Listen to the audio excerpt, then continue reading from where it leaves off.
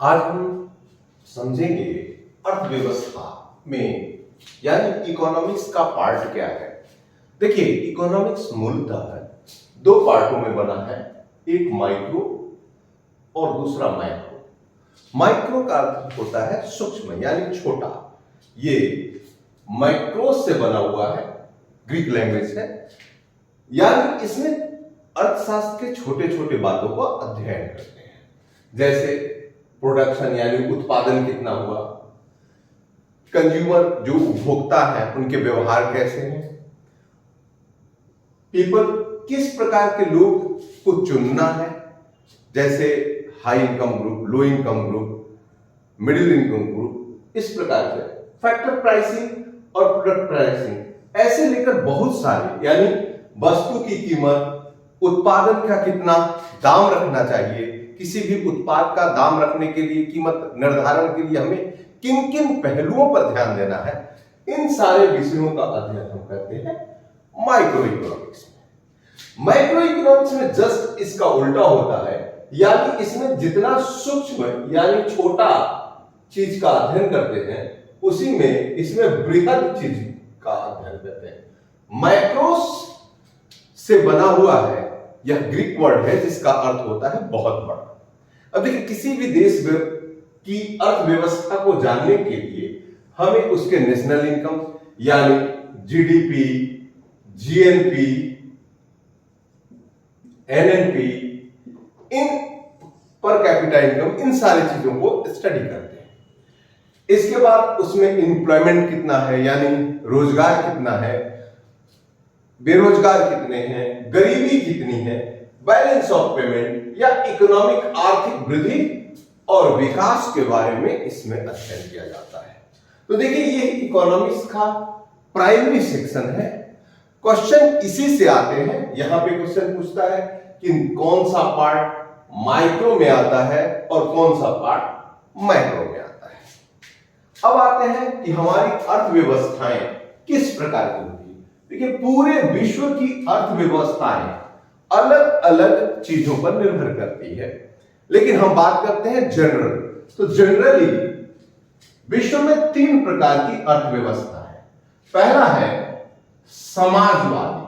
आपको पता है कि समाजवादी अर्थव्यवस्था क्या होता है? जो सोसाइटी को लेकर चले, यानी यह गवर्नमेंट द्वारा संचालित होता है। कोई भी देश का सरकार यदि अपने हाथ में इकोनॉमी लेगी तो वो अपने जितने भी जनता है सभी को ख्याल करेगी, यानी उसमें हाई इनकम ग्रुप भी है, लो इनकम ग्रुप भी है और मिडिल इनकम ग्रुप। इसलिए गवर्नमेंट इन तीनों को ध्यान में रखकर कोई भी ऑर्गेनाइजेशन चलाती है। अब इससे फायदा क्या होता है? तो फायदा यह होता है कि आपको सस्ता यानी काफी कम कीमतों पर आपको वस्तु उपलब्ध होते हैं, क्योंकि गवर्नमेंट द्वारा प्राइसिंग की जाती है। उदाहरण के तौर पे, यदि सरकार के द्वारा सरकारी संस्थाओं का पेमेंट, सरकारी बस, सरकारी जितनी भी संपत्तियां हैं जिसे कंज्यूमर को दी जाती है, उसका कीमत बहुत कम होता है। अगर आप रेल से जाते हैं दिल्ली, पटना से दिल्ली, तो उसका किराया हर एक लेवल पे अलग अलग है, लेकिन एक साधारण व्यक्ति को ध्यान में रखकर 300 से 400 रुपए में उसे दिल्ली पहुंचा दी जाती है। वही यदि प्राइवेट में देखा जाए तो 10,000 रुपए, 8,000 रुपए टैक्सी वाला ले लेगा। तो इस तरीके से ये सोशलिस्ट अर्थव्यवस्था गवर्नमेंट द्वारा कंट्रोल की जाती है और इसमें कमी बहुत सारे दोष होते हैं। जैसे सबसे पहला दोष इसमें क्या होता है? तो सबसे पहला दोष होता है कि इसमें किसी भी प्रकार के आपके पास ऑप्शंस नहीं रहते, विकल्प नहीं रहते। जो गवर्नमेंट ने दिया उसी को आपको चूज करना होगा। यही कारण है कि इसमें विकल्प की कमी होती है। सस्ता होने के बावजूद विकल्प नहीं रहता है, तो सुविधाएं कम होती है, क्योंकि गवर्नमेंट द्वारा दी गई है, तो सुविधाओं की क्राइसिस होती है। अब कैपिटलिस्ट इकोनॉमी जो होती है, इसको बोलते हैं हम पूंजीवाद।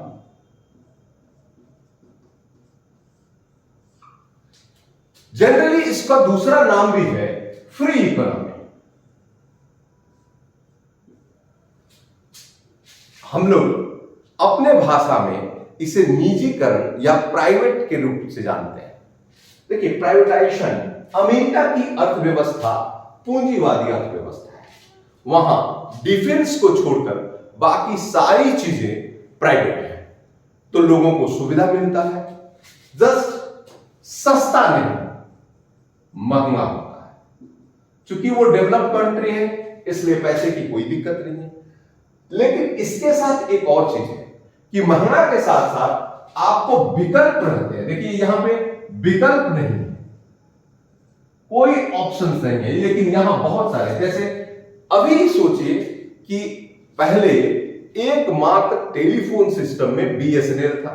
बीएसएनएल को भारतीय दूरसंचार कहा जाता था, लेकिन जब उसे बीएसएनएल किया गया, लिमिटेड किया गया, तो उसके बाद हमारे यहां खुल गया और कई खून कंपनियां हैं। तो जैसा सुविधा रहती है वैसा आपको फायदा होता है। तो ये पूंजीवादी अर्थव्यवस्था, जितने भी यूरोपीय कंट्री है वो सारा यही अपनाते हैं। रसिया, चाइना, ये सोशलिस्ट है। कहीं कहीं आपको एक शब्द मिलेगा कम्युनिस्ट। तो कम्युनिस्ट एक विचारधारा है, इसको हम बाद में पढ़ेंगे, लेकिन यहां पे सोशलिस्ट। अब इन दोनों में देखिए, ध्यान से देखिए, यहां पे इसको कहते हैं हम गवर्नमेंट कंट्रोल्ड, यानी पब्लिक सेक्टर, और दूसरा है प्राइवेट सेक्टर। इन दोनों को मिलकर, यानी ऐसे कहें सार्वजनिक क्षेत्र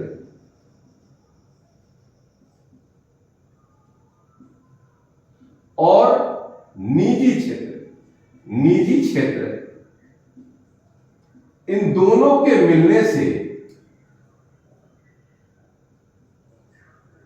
इन दोनों को मिलने से एक नई अर्थव्यवस्था का जन्म हुआ। सार्वजनिक क्षेत्र और निजी क्षेत्र के मिलने से एक नई अर्थव्यवस्था का जन्म हुआ, जिसे हम कहते हैं मिश्रित अर्थव्यवस्था। देखिए, ये इंडिया ने अपनाया, हम लोगों ने। भारत की अर्थव्यवस्था एक मिक्स्ड इकोनॉमी है, मिश्रित, जिसमें याद रहे सोशलिस्ट और कैपिटलिस्ट दोनों का संयोग है, यानी सार्वजनिक क्षेत्र और निजी क्षेत्र, यानी गवर्नमेंट। जैसे आप देखिए भेल, सेल और भी बहुत बड़े ऑर्गेनाइजेशन जो कि गवर्नमेंट द्वारा संचालित, जितने भी बैंक हैं, ये सारे सार्वजनिक क्षेत्र में आते हैं। निजी क्षेत्र में टाटा, जियो, अडानी, ये प्राइवेट क्षेत्र के, इन दोनों की इकोनॉमी को जोड़कर भारतीय इकोनॉमी बनती है, जो सीधे शब्दों में हमने आपको समझाया। अब आते हैं कि इस इकोनॉमी को दूसरे आधार पर कैसे बात। तो देखिए, इकोनॉमिक बेस में वृद्धि के आधार पर हम फिर इसे तीन भाग में बांटते हैं। जैसे इसे कहते हैं विकसित अर्थव्यवस्था। विकसित अर्थव्यवस्था क्या होती है वो आप जाने। जिस देश में लिटरेसी बहुत ऊंची हो, यानी शिक्षा बहुत ऊंचे हो, डेथ रेट, जन्म दर और मृत्यु दर बहुत कम हो, बेरोजगारी कम हो, और मेडिकल सुविधा, जिसको लाइफ एक्सपेक्टेंसी कहते हैं, जीवन प्रत्याशा अधिक हो, और फिर यानी तीन चीज हम बाद में एचडीआई बताएंगे, तो उसमें बताएंगे। एक, पहला एजुकेशन, डेवलप कौन सा कंट्री है और डेवलपिंग कौन सा का है, और अंडर डेवलप कौन सी कंट्री है। देखिए, डेवलप कंट्री यानी विकसित इकोनॉमी, ये विकासशील अर्थव्यवस्था, और अल्प विकसित या अविकसित, इसके लिए तीन महत्वपूर्ण चीज है। पहला है शिक्षा, दूसरा स्वास्थ्य या जीवन प्रत्याशा, लाइफ एक्सपेक्टेंसी, और तीसरा है पीपीपी, पब्लिक परचेजिंग पैरिटीज, यानी क्रय शक्ति, कितना आप खरीद सकते हैं, इस आधार पर निकाला जाता है उसकी आय या उसका कितना, किस प्रकार की अर्थव्यवस्था है। तो देखिए, जितने भी डेवलप यानी कि अमीर देश हैं वो इसमें आते हैं। दक्षिण एशियाई देश लगभग इसमें आते हैं, और जितने अफ्रीकन कंट्री है या लैटिन अमेरिका की कंट्री है वो सारे अंडर डेवलपमेंट में आते हैं। तो ये अर्थव्यवस्थाओं की संरचनाओं अलग अलग आधार पर ली जाती है। अब इसके बाद हम थोड़ा सा इकोनॉमिक्स में जाएंगे, और वह है कि क्या होता है, इकोनॉमिक्स कैसे डिफाइन करते हैं, डिमांड क्या होता है, सप्लाई क्या होता है, मांग के सिद्धांत क्या है, ये उपभोक्ता का नेचर कैसा है, इन सारी बातों पर अब डिस्कस।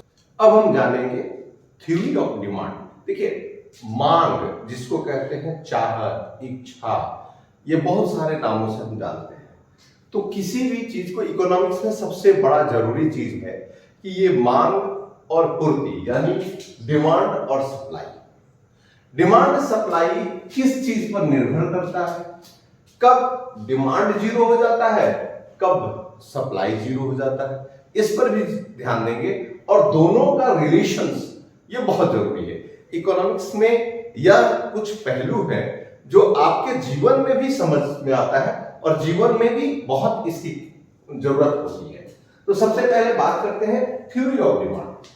देखिए, जब तक किसी वस्तु की आपकी चाह नहीं होगी, इच्छा नहीं होगी, तब तक आपको डिमांड जाहिर नहीं। तो डिमांड में अब देखिए, ये इच्छाएं कहा जाता है कि इच्छाएं इन्फिनिटी यानी अनंत है। जैसे हमें अपना घर हो, चलिए ये इच्छा डिजायर है, हमें अपना खाने का जुगाड़ हो, हमारी अपनी नौकरी हो, ये डिजायरेबल है। लेकिन जैसे ही वो कहता है कि नहीं हमारा अपना एक प्राइवेट जेट हो, अब ये डिपेंड करता है कि कौन सा व्यक्ति कहता है, किसके लिए यह इच्छा जायज है और किसके लिए नाजायज है। एक अरब खरबपति के लिए, उसके बिजनेस के लिए वो जायज है, लेकिन एक किसान कहता है कि नहीं मुझे 10 लाख का कार चाहिए, तो वो जायज नहीं है। हाँ, ये डिपेंड करता है कि किसान की कैपेसिटी कितनी है। अब यहां पे देखिए कि सबसे पहले इसमें होना चाहिए डिजायर, दूसरा मीन्स फॉर परचेजिंग, यानी मतलब होना चाहिए खरीदने का। अब एक डॉक्टर जो है उसके लिए उसके इक्विपमेंट अति आवश्यक है, लेकिन इक्विपमेंट से हट के उसे कह दिया जाए कि भाई तुम ट्रैक्टर खरीद लो, तो ये मतलब ही नहीं रहता।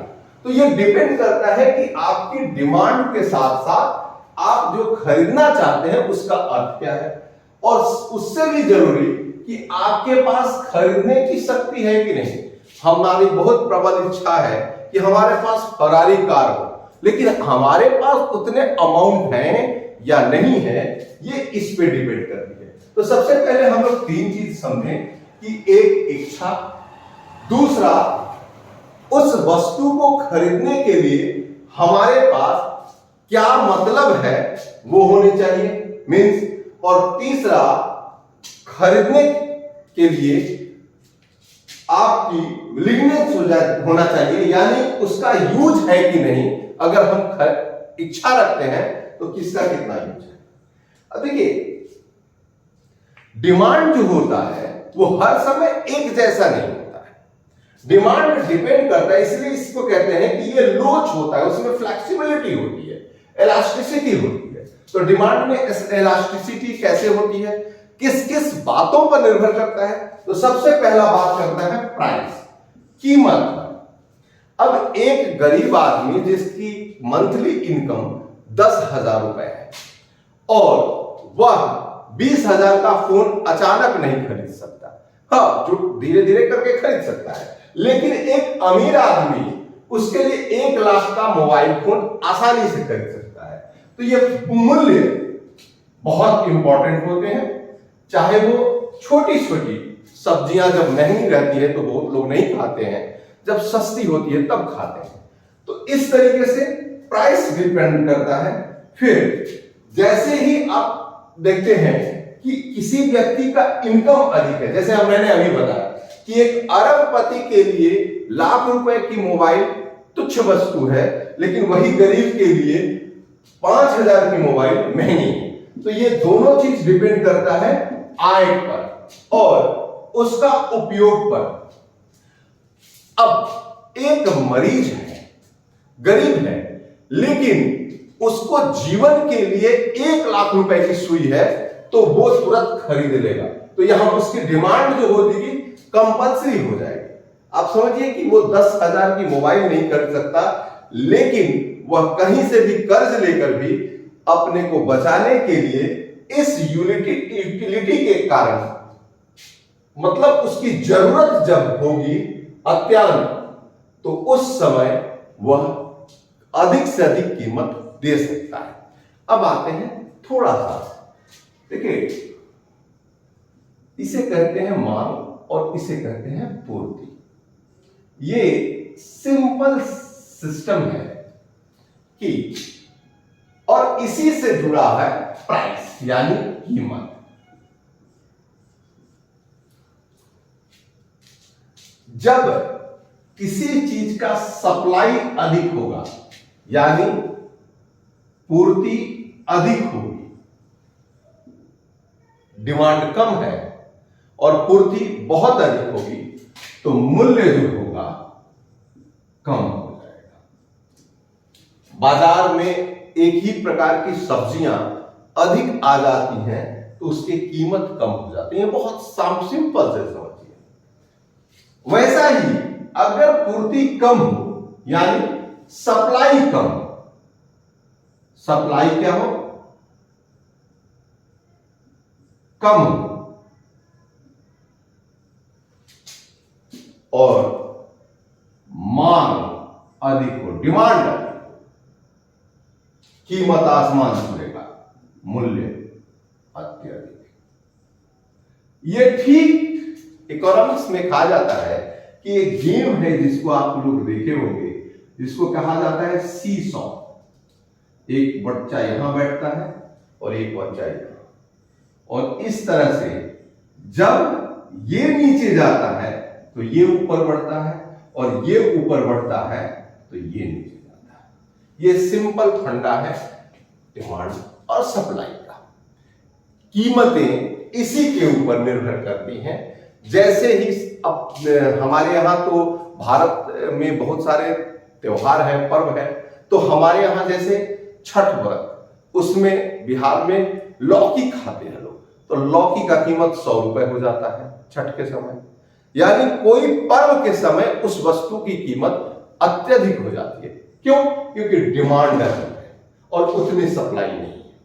जैसे ही सप्लाई अधिक हो जाता है, जैसे टमाटर किसी सीजन में 100 रुपए हो जाते हैं तो किसी सीजन में वो 10 रुपए तक आ जाते हैं। कारण कि जिस मौसम में सप्लाई अधिक होती है दाम गिर जाते हैं, सप्लाई कम दाम बढ़ जाते हैं।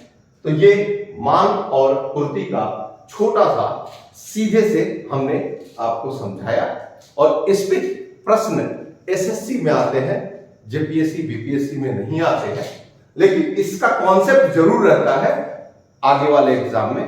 तो इसके बाद हम दूसरा आपको भारतीय अर्थव्यवस्था के नेक्स्ट चैप्टर